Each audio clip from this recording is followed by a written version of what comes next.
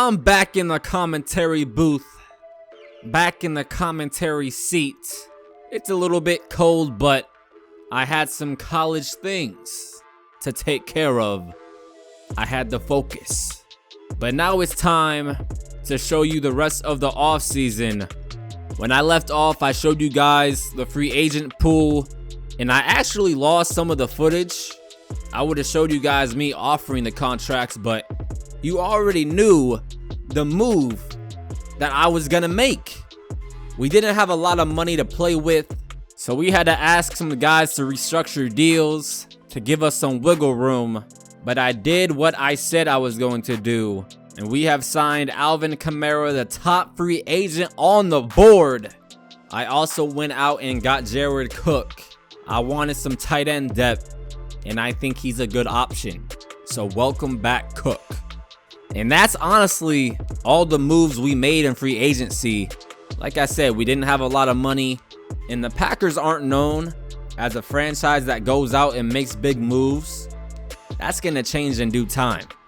Get a look at some of the signings from around the league. Aaron Jones got the big contract in Jacksonville. And now we're gonna move right into the draft.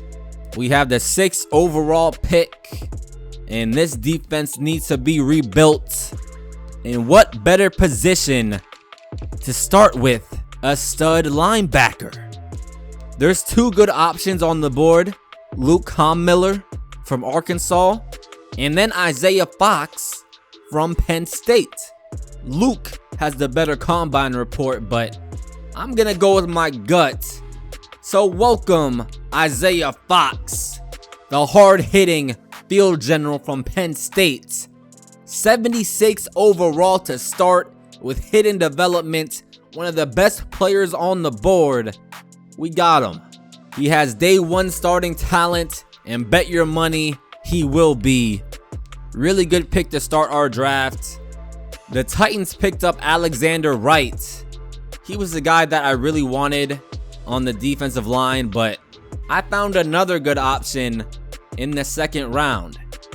Gerard Poe, speed rusher from Notre Dame.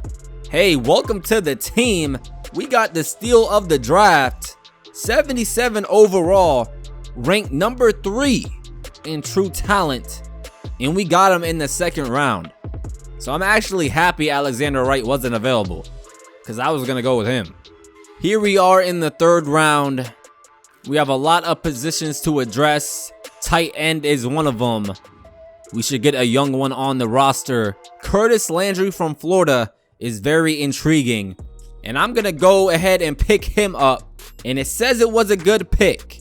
71 overall, has a lot of raw talent. Hopefully someone we can develop and he can be a starter one day. We're addressing a lot of needs, and we're not really messing up with our picks either. So next up on my radar, I want to add a receiver to pair with Adams and Scantling, and I'm looking for someone with speed, someone like Deshaun Jackson. All teams are looking for that guy. And now I have my eyes set on Cameron Jackson III, a deep threat from Minnesota, and a projected 7th round pick. But look at that 40-yard dash, a 4.34. That's number 1 among all receivers. Cameron Jackson III, someone I don't want to miss picking up. With our 4th round pick, I go ahead and pick him up. 70 overall, 93 speed, 92 acceleration. He's got to get better with the route running, but overall, he's a player that I really wanted. So at this point, I'm pretty happy with the way our draft has went, and I don't really see anyone I want to draft with our 5th round pick, so we traded away for a 4th rounder next year. And here we are in the 6th round. We lost our starting center, Corey Linsley. We didn't re-sign him. We wouldn't have had the money to get Kamara, just one of those sacrifices we had to make. What are you gonna do? We need to pick one up, and Levi Knox, his combine report is pretty good. I'd go with him, and it's not a good pick. We spent money elsewhere this offseason. Levi Knox is gonna be a starter, and I think he is going to struggle, no joke. I end up trading our 7th round pick for a 5th rounder next year, and that is our draft. I'm really happy with who we got. Here is our draft board in full. Isaiah Fox, Gerard Poe, Curtis Landry, Cameron Jackson III, and Levi Knox. Here are the top 10 picks of the draft. Get to know their names. This guy we're going to get to know real well. The Bears got themselves a quarterback, folks. Morris Coleman from Georgia. This guy's going to be good, I think. The throw power. I look forward to playing him. Trevor Middleton, their second round pick. Cornerback.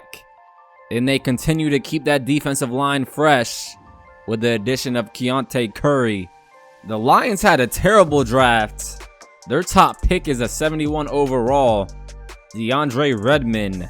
Same goes for Minnesota. They went heavy on defense. Tavon Amos is a good pick for them at number 12. The big fella, he's eating good. Has Washington finally found a quarterback? They picked up Allen Izzo, the teammate of Isaiah Fox at Penn State.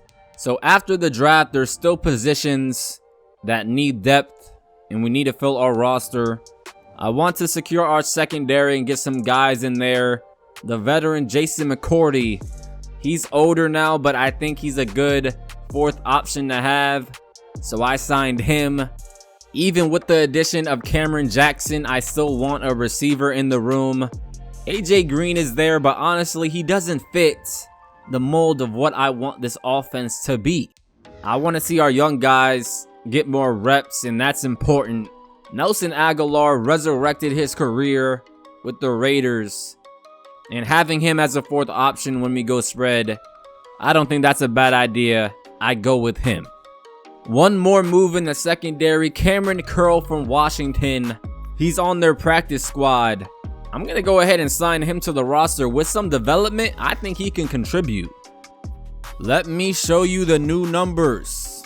Alvin Kamara, give him 36. Isaiah Fox, number 45.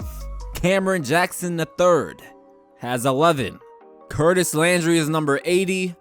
Gerard Poe is 90. Cameron Curl 25.